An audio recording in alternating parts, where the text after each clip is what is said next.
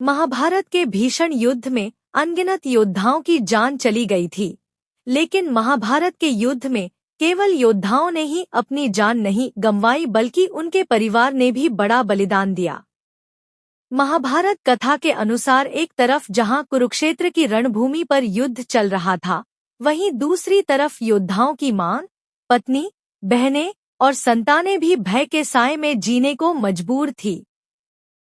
कुरुक्षेत्र की रणभूमि पर लड़ने वाले कई योद्धा तो ऐसे थे जिनके साथ उनका परिवार भी उनके शिविर में ही रहा करता था। महाभारत में हम कौरव और पांडव दोनों पक्षों के योद्धाओं के बारे में तो सुनते और पढ़ते हैं, लेकिन ज्यादातर लोगों के मन में सवाल आता है कि महाभारत के युद्ध के समय द्रौपदी, कुंती और गांधारी कहाँ रहती थीं? आइए जानते हैं इस सवाल का जवाब। पांडवों ने दुर्योधन सहित कौरवों से बातचीत करके समस्या का हल निकालने की कोशिश कई बार की। धर्मराज युधिष्ठिर भी युद्ध की स्थिति को टालना चाहते थे, लेकिन दुर्योधन ने बिना किसी लोकलज्जा के सभी के सामने कह दिया था कि वो पांडवों को एक सुई की नोक बराबर जितनी जमीन भी नहीं देगा।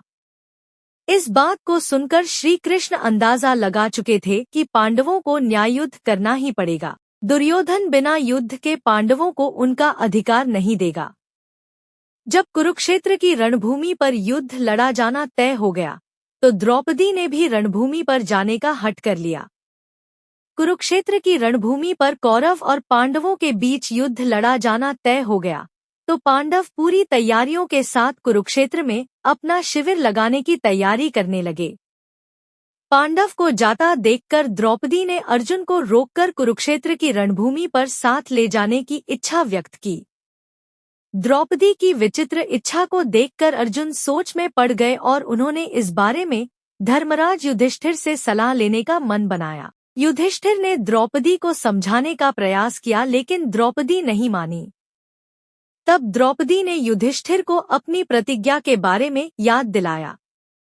द्रौपदी ने धर्मराज युधिष्ठिर सहित पांचों पांडवों को याद दिलाया कि जब सभा में दुशासन द्रौपदी के केश खींचकर उसे घसीटते हुए लाया था, तो द्रौपदी ने सबके सामने प्रतिज्ञा ली थी कि वे अपने खुले हुए केश तब तक नहीं बांधेगी जब तक वो अपने बालों को दुशासन के रक्त से नहीं सींचेगी।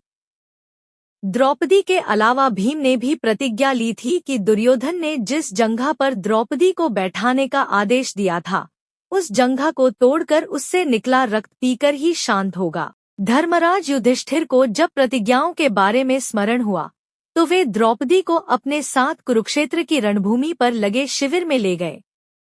पूरे युद्ध में द्रौपदी पांडवों के शिविर में ही रहा करती थी। कुरुक्षेत्र की रणभूमि पर जब युद्ध का आगाज हो गया, तो पूरा महल सूना हो गया।